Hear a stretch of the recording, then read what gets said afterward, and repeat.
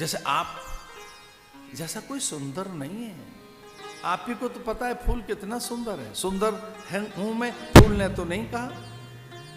फूल ने कहा कि मैं सुंदर हूं। उसकी सुगंधा, उसकी सौरस्यता, उसके अद्भुत विमोहन आकर्षण ने, उसकी मादकता और उसमें जो सुरभ्यता है, कमनीयता है कली की, उसने तो कभी नहीं कहा।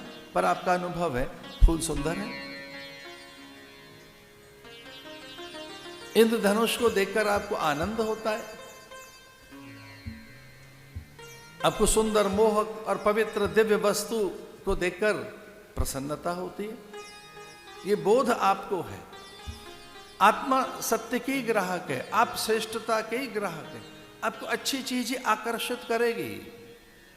वो उत्तम चरित्र हैं, वो परमोदार हैं, वो परमादर्श हैं। रामो विग्रहवान धर्म, वो साक्षात धर्म के विग्रह हैं। ये बात मारीच कहता है। रावण कि रावण जिस पर आप विचार कर रहे हैं, जानते हैं वो कौन है? ऐसा धर्म सनातन, वो सनातन तत्व है, धर्म है, वो पूर्ण ब्रह्म परमात्मा है। उन पर विचार अगर आप कर रहे हैं तो ध्यान रहे, वो ब्रह्म है, अजेय, अपौरुषेय है, वो नित्य है, वो संपूर्ण सत्ता है, वो अव्यय सत्ता है, अक्षय सत्ता है। वो सत्ता है जिसे मिटाया नहीं जा सकता। उसी से संपूर्ण यह सृष्टि है, वो सृष्टि का नियामक है।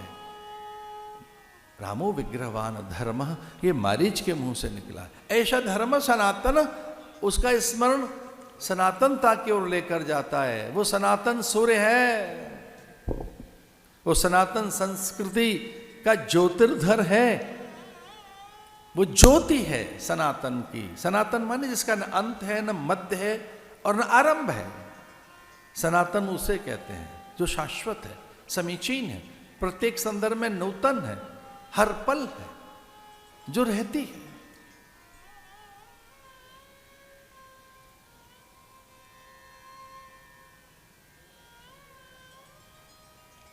राम के मन में एक बात आई। पूरा नगर उपवास किए बैठा है। कुछ हठी ऐसे हैं कि जब तक राम नहीं दिखेंगे जल तो नहीं पिएंगे। अब हठी लोग कभी कभी ऐसा करते हैं, उपवास में, व्रत में, अनुष्ठान में, जिद में, क्रोध में, और कई लोग तो जिद्दी ऐसे हैं कि लो हम जल छोड़ देते हैं, बोलना छोड़ देते हैं, देखना छोड़ देंगे, आसन से नहीं हिलेंगे।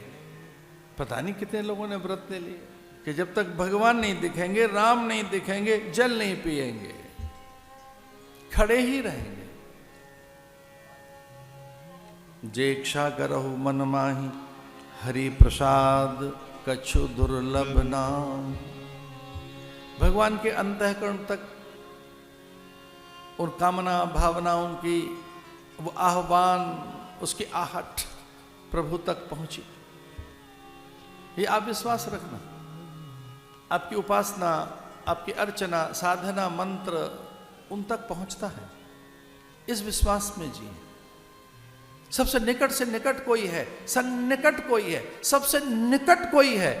विश्वास कीजिए, आपका इष्ट ही आपके निकट है। पहले उसी को पता लगेगा, किसी और को नहीं पता लगेगा। आपका इष्ट आपके निकट है। आप जो सोचेंगे, विचार करेंगे, आप कैसे भूल जाते हैं कि उन्हें पता नहीं लगेगा। हमारी पूजा के फूल, आरती, हमारा मधुर मिष्ठान, प्रसाद, नीरांजन, हमारा निवेदन, प्रतिवेदन, प्रणाम, प्रदक्षिणा, हमारा अर्घ, हमारा स्तवन, पता नहीं उन तक पहुंच भी रहा है कि नहीं। ना भैया, आस्तिक बनो। जो कुछ तेरे भीतर कामना है वो पूरी हो गई है। इसका अर्थ क्या है? देवताओं को भोग लगाइए, प्रणाम कीजिए, पूजन कीजिए। अरे संभव हो सके तो मंदिर जाने का नियम लो, मंदिर जाने का, माथे पर चंदन रखने का, कलावा बांधिए, पता तो लगे क्या भारतीय। रक्षा सूत्र आपको याद दिलाएगा वो। ये रबद्धो बरी राजा दानवेंद्र महाबल, ऋषि मुनियों से, संत सत्पुरुषों से, अपने आचार्य पुरोहित से और कहीं अवसर हाथ लग जाए तो अपने गुरु से कलावा बंधवाइए हाथ पर, कहिए महाराज इसमें मंत्र फूंक दो कि मेरे कार्य सिद्ध हो, मेरे अभिष्ट की सिद्धि हो, मेरा अनिष्ट न हो, मैं स्वस्थ रहूं तन और मन से, बुद्धि से, विचार से, मति और संस्कारों से। मां प्रकट हो गई, प्रसन्न होकर वरदान देने लगे, सुनो सिय सत्य आशीष हमारी, मेरे आशीष हैं सीते, जा प्रसन्न होकर जा, वो सामने है, तेरी प्रतीक्षा कर रहा है, जन्मांतर से तेरा ही है। चूंकि सीता ने सकाम पूजा की, सीता आज निष्काम पूजा नहीं कर रही है। सीता ने जो जो फूल चढ़ाए ये कहकर के पराम्बा तू तो जानती है मुझे राम चाहिए, राम मेरे पति बने, वो मेरे स्वामी बने, मैं उनके वामांग में बैठूं, उनके प्रत्येक कार्य की सिद्धि में मैं अग्रा बनकर आगे आगे आगे चलूं, प्रत्येक वचन की सिद्धि पूर्ति के लिए मेरे प्राण न्यौछावर हो। क्या विलक्षण बात लिखी है तुलसी बाबा ने। मन चाहि राचो, मिलकर गाएंगे इसे, बोलिए। मन चाहे राचो मिल ही सोवर सहे सुंदर सावरो, मन चाहे राचो मिल ही सोवर सहे सुंदर सावरो, मन चाहे राचो मिले सोवर सहज सुंदर सावरो, करुणा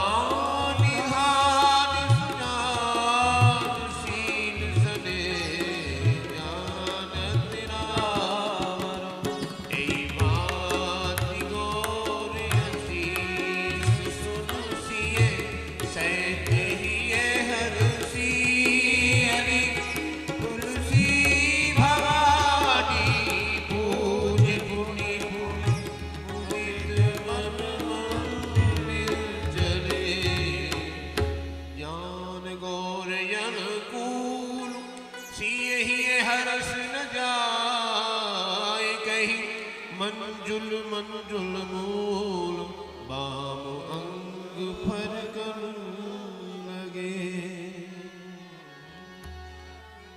गौरी की अनुकूलता, अनुग्रह, उनके आशीष, उनकी प्रसन्नता प्राप्त कर हर्षित होकर सीते मंदिर से निकली तो संपूर्ण वाम अंग उनके फड़कने लगे।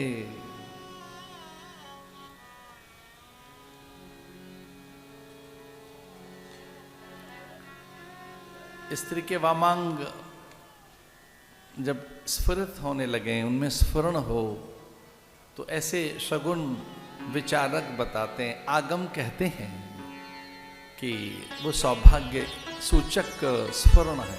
स्फुरण माने फड़कना, स्फुरन।